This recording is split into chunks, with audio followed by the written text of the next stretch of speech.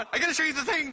So I didn't realize it when this was actually happening in the match, but the thing can generate his ultimate very quickly. So you saw I just used my ultimate right there. This is about a 55-second clip.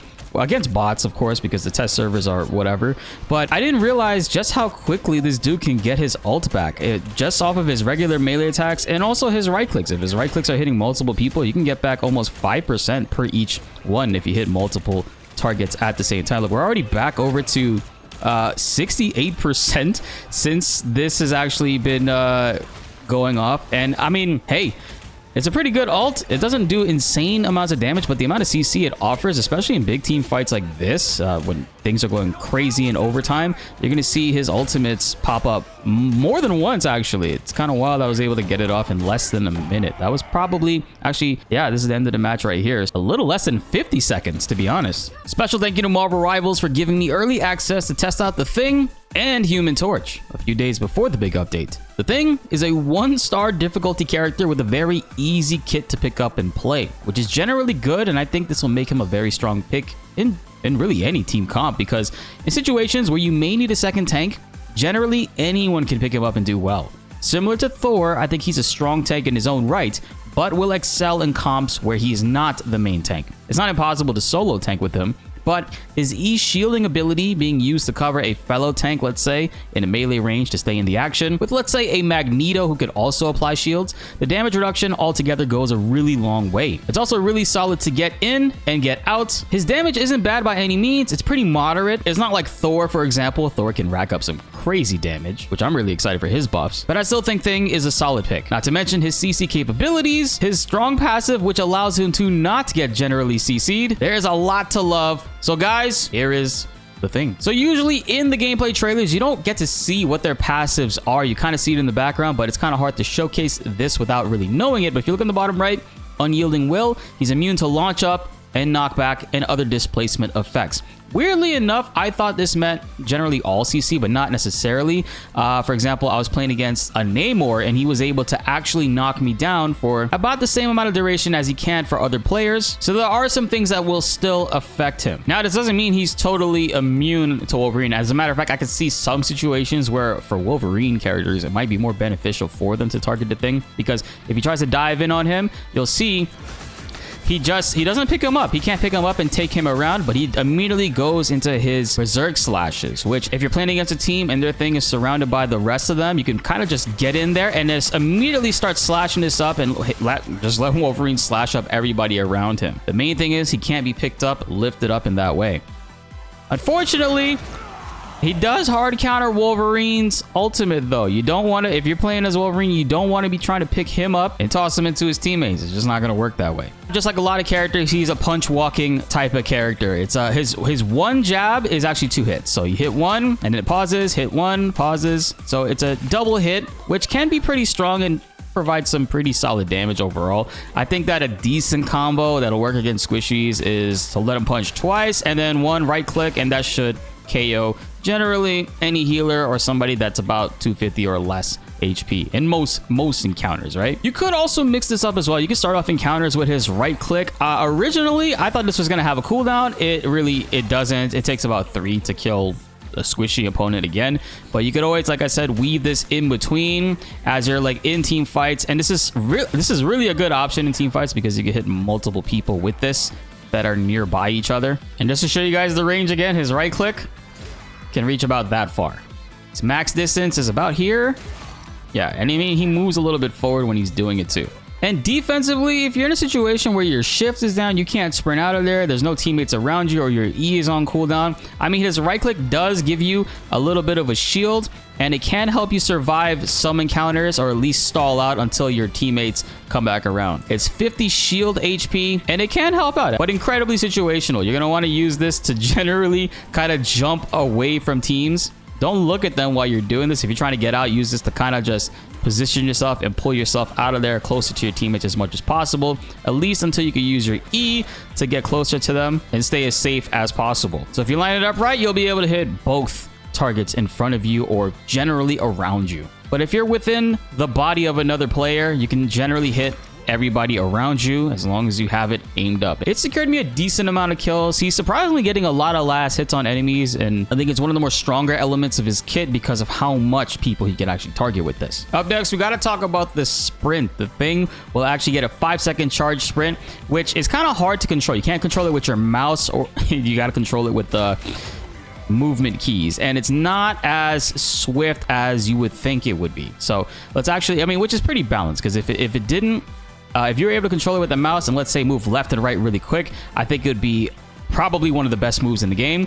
But in order to balance it, it does have a pretty heavy, weighty feel to it, where it's like once you turn, you can't really make sharp turns with this. You see, like I'm holding it down, and that's how quickly I can turn and how much of a range I get with it, right? The shift also gives you bonus health too. It makes you immune to seemingly all CC abilities. And if you press shift again or let the timer run out, he'll actually slam down to the ground and bounce people up. There is something really interesting and very situational with his left shift sprint, but you can kind of pull this off in some matches. You could hit people with it twice technically. I know it's a hard way to turn it around, but if we turn it around here, you can hit again and drop the shockwave on the ground, which makes it hard for people to leave, because according to the skill ability here, the left shift, it leaves a zone at the final position that prevents the use of mobility abilities. So it's going to generally make it harder for enemies to get out of your range. You could always slam it down early and get them stuck inside of that. You can see the effect around certain enemies as well. But I still think the shift is pretty good.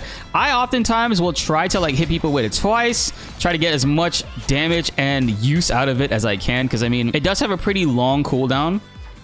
So I don't want to go ahead and just drop it off one time like that. Definitely in certain situations, you're going to want to pop the enemy up, drop it down on them, make it hard for them to get in and out. But he is surprisingly mobile for a tank character. So you can run in, do stuff like that. If you need to get out, you can jump to a teammate, give them a shield, give yourself a shield. Now, this doesn't block all damage incoming. So I'll show you guys right here. The Galactabot will deal 25 damage to us. See, I dropped from 525 to 500 and 475. So starting from 700, you'll see if I use the E and I get hit by an enemy, it's not going to be doing 25 damage. It's reduced a little bit. And while that might not seem as much, it still does help out in team fights, especially when you're applying it to another tank teammate or your healers or other squishies on your teams that are getting harassed. So what I generally like to do is like to shift in there, deal as much damage as I can. If things are getting crazy, jump back that way. Hop over. I like to jump and right click the super punches.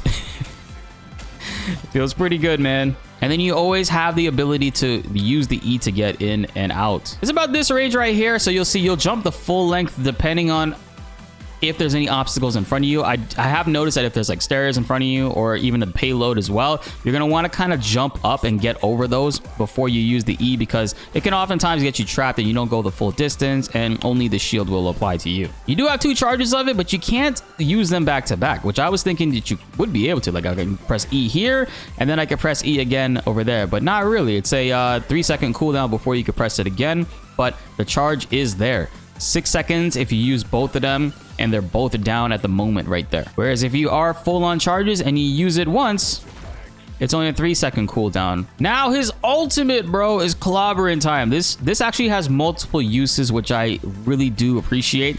You can actually start off battles with it. You can start off by knocking up enemies right there, and you'll see when they land, they're pretty stunned for about 1.5 seconds right there, which is significant enough in a lot of crazy team fights. So if you want to start off an encounter, if you're in the middle of a team fight and you want to use the ultimate, you totally can.